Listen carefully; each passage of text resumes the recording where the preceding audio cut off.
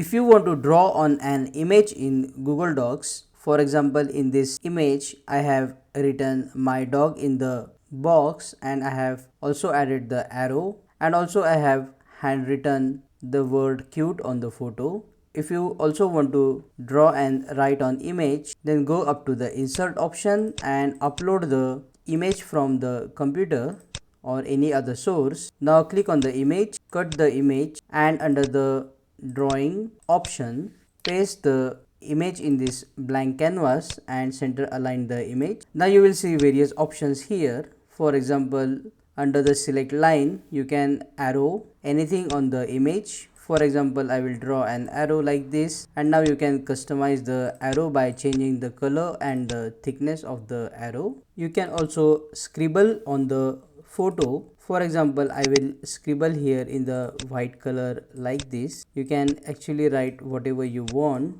And if you want to add a text box, then go up to the shapes option and select the rectangle. You can draw the rectangle, and if you don't want the color, select transparent, or if you want a color, select any color of your choice. You can double click inside the box, then type what you want and center align the text from here and inside the box. You can also change the color of the text and bold the text, and if you want a bigger font, just click on this option and select the font. You can resize the box as well, and you can place the box anywhere on the image. Once done, just click on save and close. Now if you want to make changes to this image, click again on the image. This time you will see the option edit.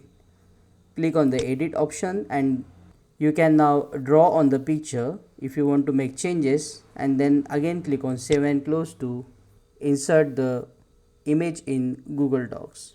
If this video solves your problem, comment below and subscribe to let me know. See you again in the next video.